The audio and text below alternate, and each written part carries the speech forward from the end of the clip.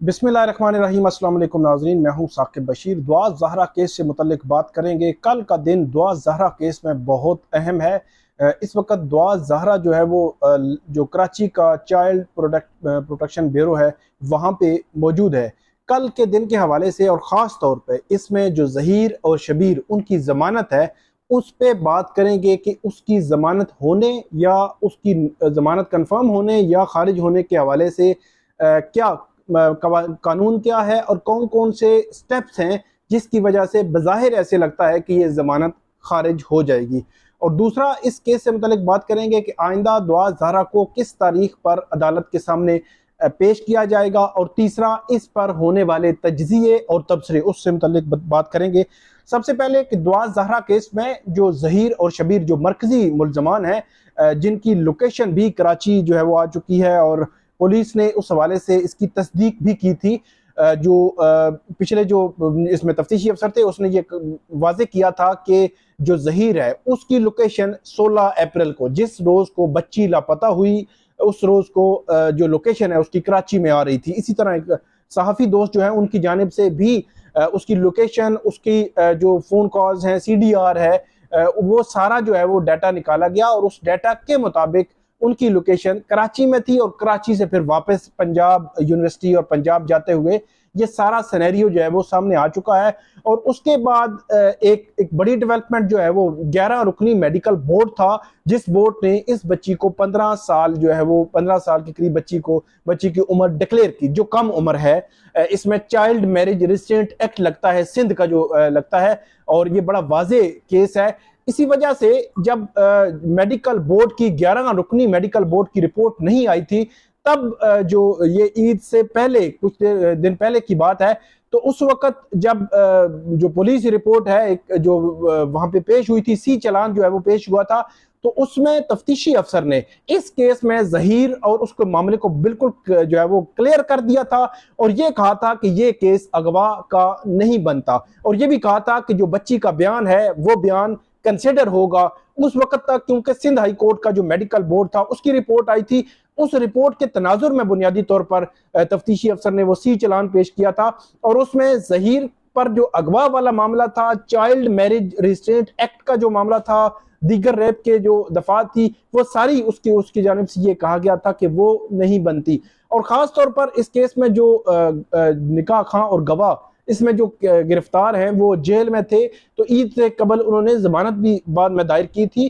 तो उसके उनकी हद तक भी तफ्तीशी अफसर ने ये लिख दिया था कि इनको अगर जो है वो रिहा भी कर दिया जाए, इस केस में जमानत भी दे दी जाए, तो उनके रोल को क्लियर कर दिया था, उनको क्लियर कर दिया था इस केस से, क्योंकि इससे कबल जो पहला मेडिकल रिपोर्ट आई थी सिंध हाई कोर्ट के ऑर्डर पे, उसके तनाजुर में बुनियादी तौर पर पुलिस ये सारी कार्रवाई आगे बढ़ा रही थी। लेकिन उसके बाद जो दुआ ज़हरा के वालिदैन हैं ये matter supreme court Karachi registry के सामने लेके गए और वहां पे सुप्रीम कोर्ट ने फिर कहा था कि आप सिंध हाई कोर्ट का जो इस हवाले से ऑर्डर है या मेडिकल रिपोर्ट है वो आप चैलेंज कर सकते हैं, और वो चैलेंज भी आप मुतलका फोरम जो कचहरी है, जो मजिस्ट्रेट है, वहां पे आप जाके इसको चैलेंज कर सकते हैं। और उसके बाद जो मेहदी काज़मी हैं उनकी जानिब से उसको चैलेंज किया गया बाकायदा तौर पर, और वहां की जो कराची की मकामी अदालत है उसने फिर ऑर्डर किया सिंध के सेक्रेटरी सेहत को कि वो जो है वो मेडिकल बोर्ड बनाए।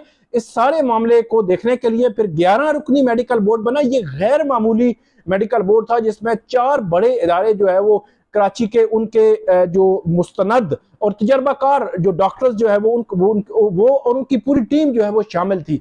उन्होंने इस बच्ची को उम्र के तयन के लिए हर हवाले से एग्जामिन किया और उसके बाद उन्होंने ये रिपोर्ट दी और फाइनल रिपोर्ट दी कि बच्ची की उम्र 15 साल के करीब है।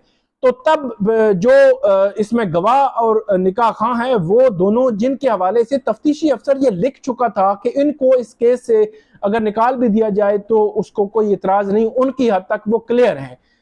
इसके बावजूद जब वो बेल आफ्टर अरेस्ट पे आए तो उस वक्त तक जो 11 रुकनी मेडिकल बोर्ड है उसकी रिपोर्ट आ चुकी थी। उस रिपोर्ट के तनाजुर में फिर सिंध की जो मुकामी अदालत है उन्होंने जो गवाह है और निकाह खां है, उन दोनों की जो जमानत थी उसको खारिज कर दिया था और ये कहा था कि अभी आपको रिहा नहीं किया जा सकता, और उसकी बुनियाद थी वो मेडिकल बोर्ड की वो रिपोर्ट। अब वो तो इस केस में को अक्यूज्ड हैं, शरीक मुल्जमान हैं, उनका जो जुर्म है वो मतलब बाद में आता है। पहले जो मरकजी मुल्जम है वो जहीर है, तो जहीर ने पहले लाहौर से प्रोटेक्टिव बेल करवाई 7 से 14 जुलाई, फिर उसके बाद वो खत्म हुई तो जो भावलपुर चला गया, भावलपुर से नहीं हुई तो मुल्तान बेंच चला गया, मुल्तान बेंच के सामने झूठ बोला, झूठा सर्टिफिकेट दिया कि मैंने कहीं से जो है वो जो प्रोटेक्टिव बेल नहीं करवाई। फिर प्रोटेक्टिव बेल 22 जुलाई तक थी, 22 जुलाई के दरमियान वहां पे पहुंच गया कराची में, कराची से बेल करवाई तो अब 26 जुलाई मतलब कल इसकी जो बेल है उस पे जिब्रान नासिर को भी और तफ्तीशी अफसर को भी इसमें नोटिस हुए हैं। वो आएंगे, वो आर्गूमेंट देंगे, वो अपना मौकफ रखेंगे अदालत के सामने, और उसके बाद अदालत फैसला करेगी कि इसकी, और दूसरी तरफ जो जहीर का वकील है वो भी इसके पे आर्गूमेंट देगा। उस पे फिर फैसला होगा कि इसकी जमानत अभी कंफर्म होनी है या इसको तोसी देनी है, या ये है कि जमानत खारिज होनी है। तो मेरी नजर में बज़ाहिर ऐसे लगता है कि जिस केस में शरीक मुल्जमान को अक्यूज जिसमें जिनकी जमानत खारिज हो चुकी हो, तो मरकजी मुल्जम की जमानत होना बहुत कम इम्कानात हैं कि उसकी जमानत कंफर्म हो जाए। मेरी नजर में बज़ाहिर ऐसे लगता है, हतमी फैसला अल्टीमेटली कोर्ट ने ही करना होता है, लेकिन मेरी नजर में बज़ाहिर ऐसे लगता है कि यह जमानत खारिज हो सकती है, खारिज होने के ज्यादा इम्कानात हैं। तो ये जहीर का मामला है और उसमें मेडिकल जो रिपोर्ट है उसका एक बड़ा रोल है, फिर इसकी लोकेशन, मौजूदगी और ये सारी चीजें भी आ रही हैं। तो अब नया तफ्तीशी अफसर भी आ रहा है, तफ्तीशी अफसर ने रिपोर्ट भी देनी है अगले तकरीबन 2 हफ्तों में। 1 अगस्त को बच्ची को जो है वो कराची की मकामी अदालत के सामने पेश भी किया जाना है। कराची के जो चाइल्ड प्रोटेक्शन जो ब्यूरो है वहां पे बच्ची इस वक्त मौजूद है। शाहिद हुसैन उन्होंने कल हमें बताया था कि वहां दारुल अमान की जो हेड है वो मुतमिन है, सेहत के हवाले से भी मुतमिन है, उसके अलावा जो बच्ची की जो प्रोटेक्शन है, सिक्योरिटी है, इसके अलावा वो बता रहे हैं कि पूरा एक स्केड्यूल होता है। फिर जो नफसियाती दबाव होता है इस तरह बच्चों पर जो कम उम्र बच्चे होते हैं उनके लिए भी उन्होंने अलग से अरेंजमेंट किया होता है। पूरा एक स्केड्यूल होता है कि सुबह से लेकर रात तक आपने क्या क्या करना है। तो वो कह रहे थे कि वो बिल्कुल प्रोटेक्शन में है, मतलब ये आप कह सकते हैं कि बच्ची को फुल सिक्योरिटी है। जो वालिदैन उसके कह रहे थे बच्ची के कि वो उनको कोई खतरात है या उनको वो समझते हैं कि इसमें कोई इशू हो सकता है, तो वो ऐसा कुछ नहीं है। अब महफूज हाथों में है बच्ची, अब कोर्ट जो भी फैसला करेगी उस पर अमल होगा और उसके बाद बच्ची जो है वो जो भी फैसला होगा उस पर अमल होगा। बज़ाहिर ऐसे लगता है कि बच्ची अब वापस आने वाली नहीं है। जो केस हमें बताता है उस केस के तनाजुर में तो यही है, लेकिन ट्रायल कोर्ट या वहां की कराची की अदालत क्या फैसला करती है, क्या फैक्ट्स देखती है, जो फैक्चुअल डिस्प्यूट है उसको कैसे डिसाइड करती है, ये बड़ा इंपॉर्टेंट है।